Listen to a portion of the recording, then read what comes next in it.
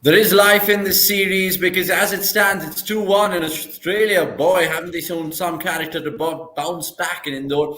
I'm just kind of chopping my words right now because before we even digested breakfast, it was all done and dusted. 9-wicket win, comprehensive win. More importantly, in the grander scheme of things, Australia now qualify for that WTC final, which will take place in June at the Oval. I have Somesh Agarwal and Crick Crazy Nicks, in other names, Nikhil Popat, joining us right now.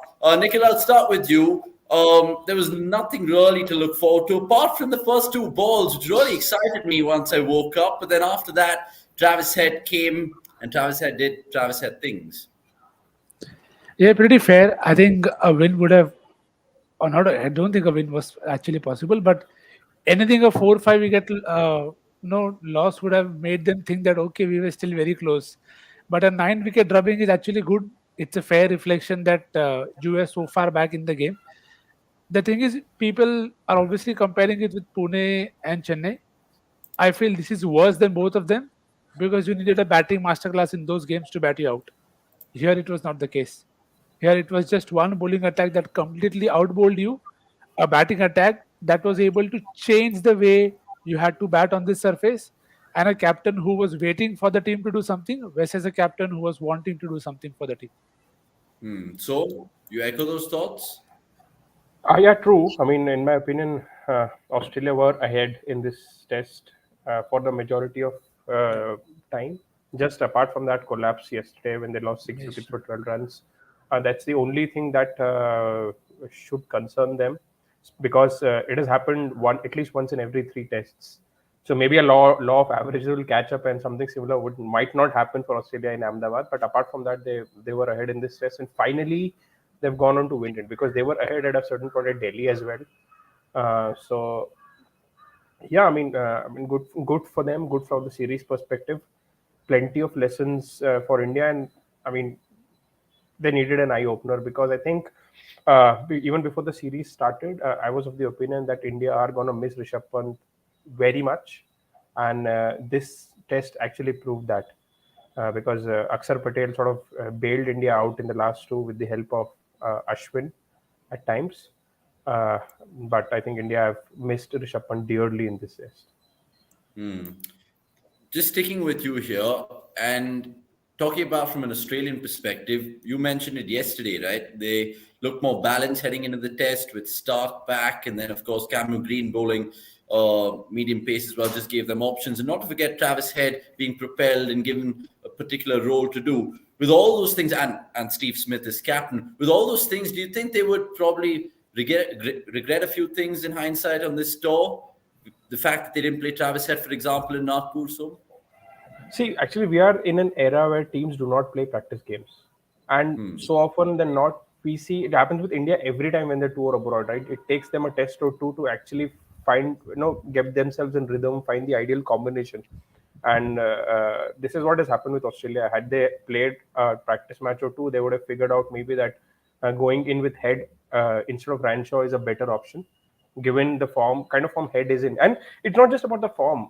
When you are playing a test match, which is where draw is ruled out, there is no point playing for time. You need players who can score runs, and Travis Head is that sort of a player. So yeah, I mean, and like I said, unavailability of a few players proved a blessing in disguise because had Pat Cummins be around, probably Stark would have still not played, or they would not have played Kuhneman and would have played both Stark and Cummins, which I don't think would have been a right option on this wicket. So yeah, things have worked in Australia's favor, and dare I say, in my opinion, going to the next test, I still feel Australia are favourites the next test as well.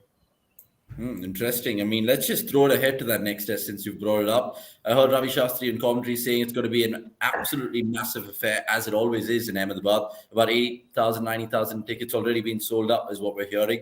Both the prime ministers are going to be there as well, so it's going to be a grand showpiece more than just the cricketing spectacle.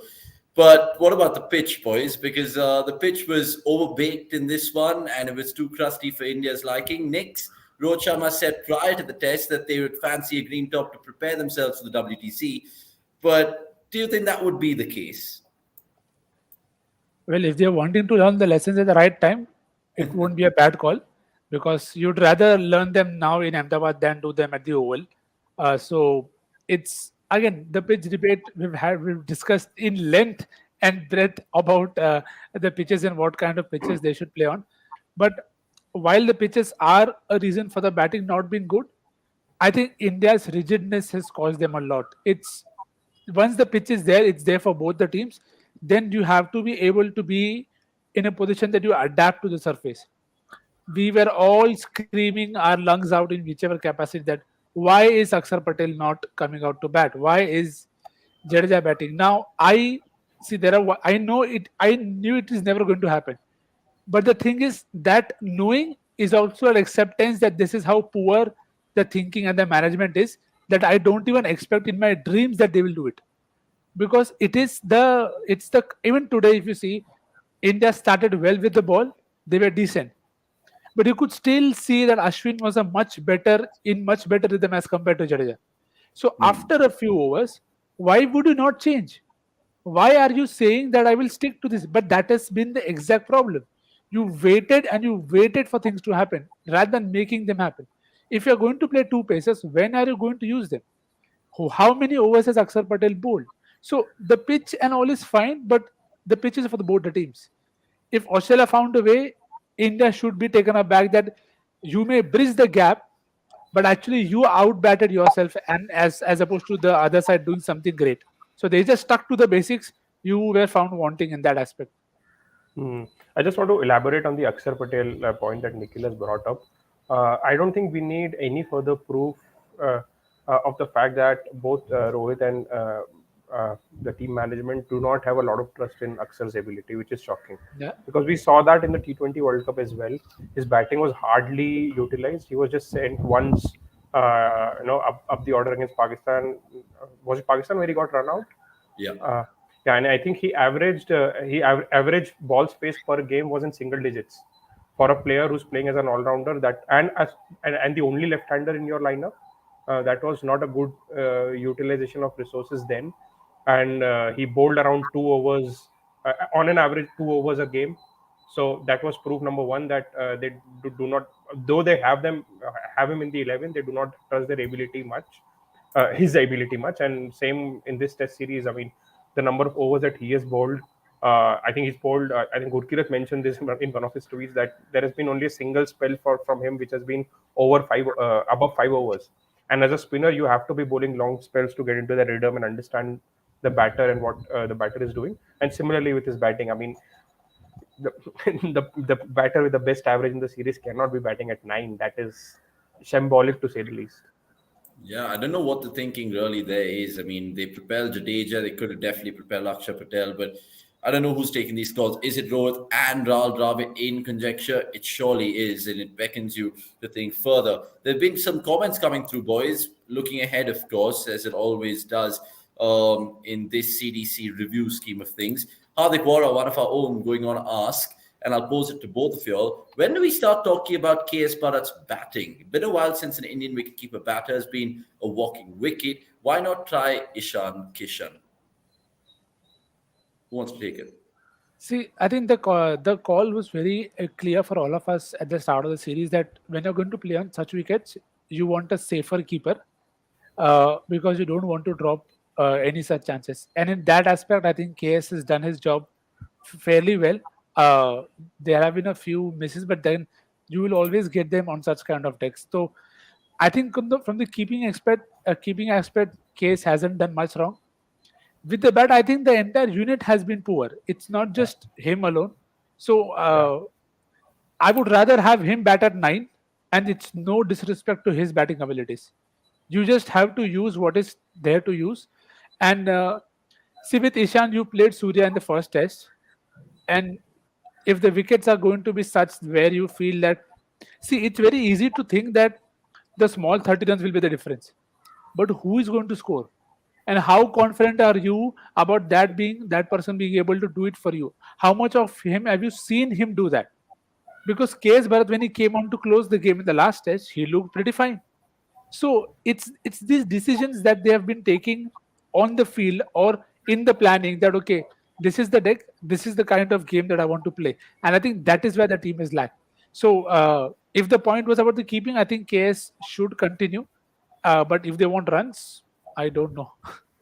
Yeah. So I let me mean, just add on to this before you had your point, because even if you look at buys and extras conceded by India, and I don't want to solely blame it on KS Bharat, but he's conceded more than Alex Carey, and people have been questioning Carey in I, this I clause. think buys should go against the bowlers because, Yeah. like we discussed after the first day's play, India's bowlers, Okay. especially to Khwaja, were way off the mark. Every one in Yeah. four balls were down the leg. So that's not for him. I think, as Nikhil said, it's about the keeping more than batting because even when Kishan plays limited overs cricket and Pant is around or any other keeper is around, we see the other keeper donning the gloves. Yeah. Uh, and the other aspect, But is that a risk you're willing to take, Som? To just get more runs? Because it's almost like KS Bharat looks like Joshua De Silva or something. see though that see Sure. who in the Indian batting lineup is not looking that way. I mean, Yeah. this is his debut series, and what has the management? I mean, not the management. I mean, the pitches that he has been asked to play on. I mean, where will a player playing in his first series will get the confidence to score runs? I mean, this is like every ball has your name on it. I mean, he would have rather fancied debuting in Rawalpindi or a place like that, or maybe even Australia for that matter. And probably he would have no gotten some chance to score runs because he can score runs. There is no guarantee that Ishan Kishan. All we can say that Ishan Kishan will have more intent. That's it. But there is no guarantee that he will be scoring the runs that are needed. Plus, obviously, can't say that Ishan Kishan is as good a keeper as KS Bharat because KS Bharat has been Yeah. around. He played that New Zealand series as well and kept when Saha got injured, as I recall, and he kept well then too. So I mean, see again, every test match we cannot single out a person who is part of the problem. Till last test, it was supposed to be KL Rahul. Now even when he's out, it cannot be KS Bharat, right? The issues are with other people. We cannot blame it on any single individual. It's a group that is failing, and that is a cause of concern. Do you agree with your love me? As in, not you love me, but he goes on to say KL Rahul could be considered as a wicketkeeper option. Again, I feel it's singling out, and I think I have a line. I was Oh, reading he's it lost it. yesterday. One second, one second. Yeah. So let me read this out. When test matches are scheduled back to back, as increasingly is the case, cricket is a game of momentum. Winning teams enjoy it, losing teams struggle to stand firm against it. Visiting selectors choosing between players who are out of form and players who have no form on which to judge them. So this is what happens when players are on the bench. They start looking much better than ones who are playing because they have no form to judge the current players on. So it happens with everyone. When England were not performing before the baseball era, everyone who was on the bench suddenly started looking better than the playing 11. But I feel singling out individuals, we are not singling out right individuals. I think if we are going to talk about replacements, there are players who have been struggling for years, let Yeah. alone a few games. Yeah, and we all know who that is targeted at. And he's not singling out anyone, like he said, but if you guys know, you know. Arsenic Gunner going on to say, guys, there's nothing to panic. I think the Aussies have caught up. More than the wholesale changes, it's personnel, it's the technical, tactical tweaking that's needed. And he goes on to say, guys, and Nix, you can take this one. Did Indian batters not bat in the front foot and relied playing late in the back foot, which turned out to be fatal? What are your thoughts on that? Yeah, I think it's pretty much this. And it's also a fair reflection of how quickly the teams adapted to it. So I think I saw a stat that where in the first two tests, batting on the back foot was better as opposed to doing that on the front foot. But Yeah. in this game, you could not bat on the back foot because of the kind of the deck it was. And it was better to do that on the front foot. And Australia did that better than India. So what baffles me is how come a team that is playing at home not being able to figure this out? So that is the problem, which of course you won't change of the way a person plays his cricket, but you'll have to find a way. Pujara showed that in this test match, that he played his way, he played the way he was most comfortable. Now it doesn't always have to look great. He found a way to score. That is, at the end of the day, that's all matters. Now, Yeah. let's be honest, Khwaja scored those runs in the first innings. India bowled so poorly to him. All credit to him for putting the bad balls away. But it was India who were bowling so badly. Yeah. So all those factors have to be considered. Now Peter Hanscom, a very good example to take. Peter Hanscom looked the most comfortable, but he did not get enough runs. So there is the call that you have to take, that what do you want? Do you want a batter who's looking comfortable but not scoring? Or do you want a batter who's taking risk, or you want to find a balance? That balance on these decks, it's not going to be easy. So Mm. be it Pujara, the thing is you expect a Pujara, a Kohli, a Rohit Sharma to find that balance. In both the test match, in the second innings, it's what hurts the most. You saw the ball was keeping low, it was turning. You cannot, I'm not even a technical expert to tell you that you can't play square of the wicket. Yeah. You have to play straighter. That is safer way to go about it. So obviously they know it more than me. So I agree with that aspect of more tweaking, but there are issues there which will need addressing, because if you don't, they will always come back to bite you another day when some other team does better than you. It's And food for just thought. sorry, just to add to the point, Steve Smith said a very good thing after the last test, maybe, that I don't buy this argument that there is one ball that has my name. That's not how you can play the game. You have to play each ball on its merit. If you keep thinking that the one ball has your name, you'll play shots every ball, and that's what they did in Delhi. They were so lost in that momentum that one ball will have my name, but you have to still back what brought you here. What is your game? You back that. Then you can still keep in mind that okay, I may get out very soon, but I need to get runs. But you can't do something that you don't know to do, which is why he was reflecting on a sweep that he played. So you have to find a way out, because it is what it is. You can't change the pitches. I mean, just a couple of points that I'd like to add here. This is something that we discussed after the first day as well, that this is not your usual pitch. The balls that are pitched at good length, batters are trained to play that on the back foot, good length or back. Uh, on this wicket, the balls that are good length or shorter are keeping low, whereas the ball which are slightly fuller are bouncing. So batsmen are expected to sort of play the fuller balls on back foot, which they are not used to. And this is where Pujara's technique helped him out, because he primarily batted on the back foot in the second innings, and because of his low stance, even if the ball kept low, he was able to negotiate it, which Rohit and Kohli could not because of their upright stance. So Is it also and because that's the way he was dismissed so in the first innings, Pujara, because he got something really short and it kept so low? Yeah, and see, he. I mean, I don't even remember him dancing down the track in the second innings. He just, I mean, Yeah. apart from hitting that six, most of his knock, he was just standing on the back foot, which is very unlike Pujara. So he sort of did a problem-solving job, which our batters do not do often.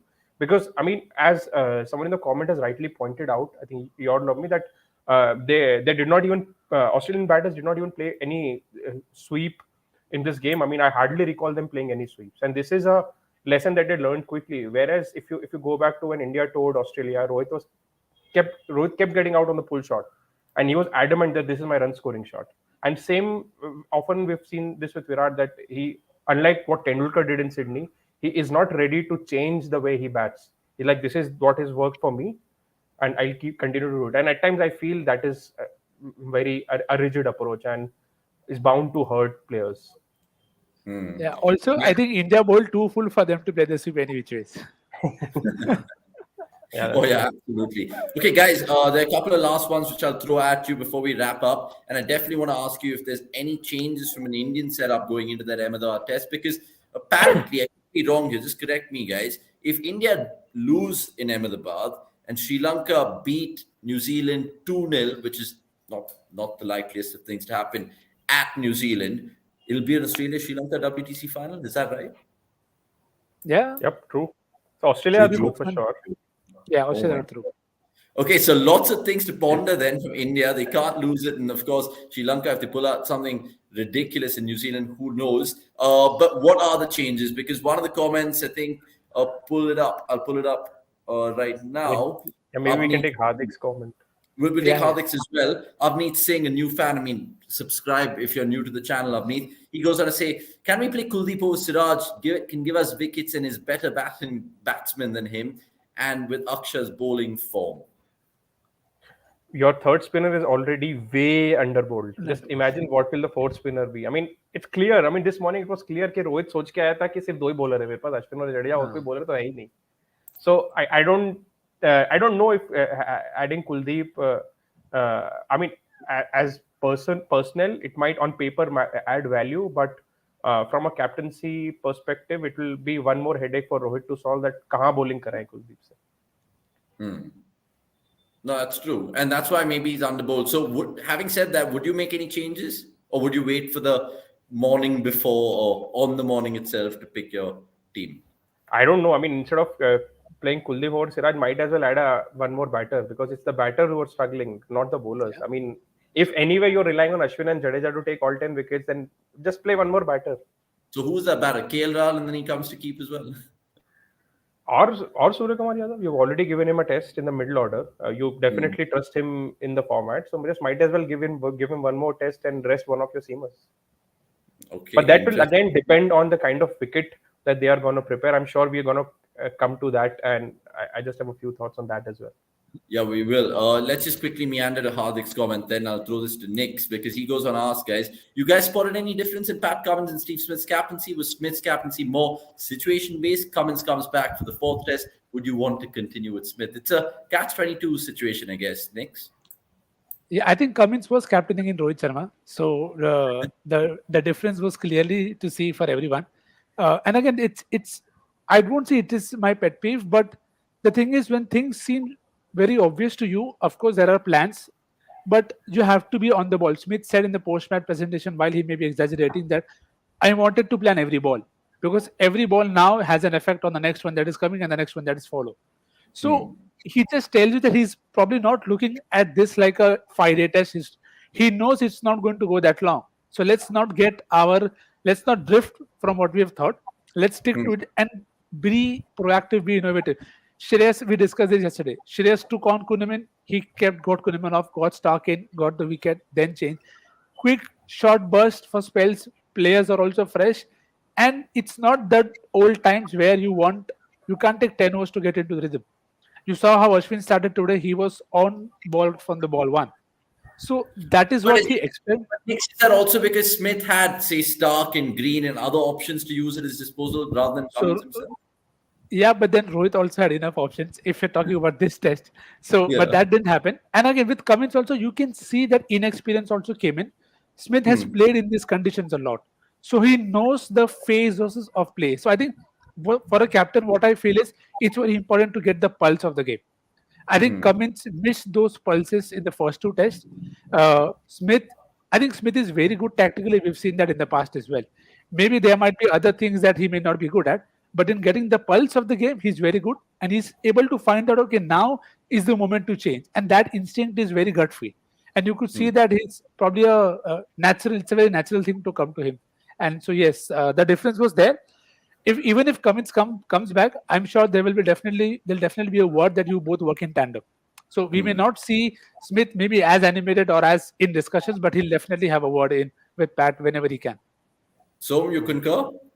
Yeah, I mean, first of all, I don't feel with such a quick turnaround, Cummins might be too inclined to be back. I mean, with the situation and his family, he would rather spend the time at home. Given that, I mean, it's not like that he would be worried about the team, right? Team is in very good hands, as they've seen in this test. Talking about Smith's captaincy, what is that statement that Richie Bennett uses? It's 99% luck or something like that, and 1% brains skill. Yeah. So I mean, of course, Smith captained really well, but there were moments of luck. That catch with Pujara, I mean, those things. Obviously, as an athlete, you would go for it, but these things stick. And but that luck will also come if you do lesser mistakes. Like India had the luck with Marnus getting out bowled, but they bowled no ball, and then the use of reviews as well. You see how quickly Smith went to Carey and the bowler and got the reviews that India were always more desperate than anything. So again, I mean, not just that. I mean, a couple of catches that really went their way. I think Shreyas Iyer was also looking good, and Khawaja just pulled one out of the blue. So certain things. I mean, and then certain captains have that gut feeling and that luck going their way. I mean, we belong to a country where MS Dhoni has been a captain, and there have been times that he has been accused of being too lucky. So yeah, I mean, luck plays that role, and that is where Smith's instinctive captaincy helps the team. Okay, guys, we were going to wrap up, but of course, our friend has joined us late. Better late than never, they say. Gurkirat, thanks for joining us in this little broadcast that we're doing post Australia's 9-wicket win. Talk to me about what appealed to you the most throughout the last 2.5 days, and what are the learning lessons for India going into Ahmedabad? Learning lessons, like Nikhil said, would be that India would have to be far more proactive in terms of their strategy. And I think the best part of Australia's win this Test match was that uh, their batters didn't really, come out from the dressing room thinking, okay, we are either going to sweep or we are either going to only defend. They had the right mix of knowing when to defend and what lengths to attack, and they've really learned from their mistakes in Delhi. As far as India is concerned, I think Nikhil has actually summed it up quite well, that in terms of strategy they were behind, in terms of execution they were behind. The only thing right now for India is to, after this Test match in Ahmedabad is done, uh, how do you then approach the WTC final, and then who are your batting reinforcements? Because at this point of time, your batting is in very poor shape, and how do you look to correct it? And I say this not only for the existing lot, but who's also going to come in. India also have to decide that do they really want to play on pitches where their batters keep losing confidence? I had mentioned this yesterday, and another example that came to my mind was how you know. Bangladesh batters struggle in T20Is, because when they play T20s in Bangladesh, the only motive is to bat 20 overs, because they know if they bat 20 overs, they'll get 110, 120, and from there on, it's a winning score. And this is something which even Mohammedullah acknowledged after crashing out of the 2021 World T20. He said that our batters are not used to setting up good scores or on good batting pitches, because we don't know how to play on these tracks anymore. A similar thing can happen with Indian batters, because I don't think there's a huge issue of skill here. I just feel that it's become an amalgamation of a lot of factors. For one or two batters, yes, you can say that there's maybe an issue of skill. But if everyone is failing and not able to score runs at all, then there is something that needs to be looked into. And I hope that happens after this Test series very soon.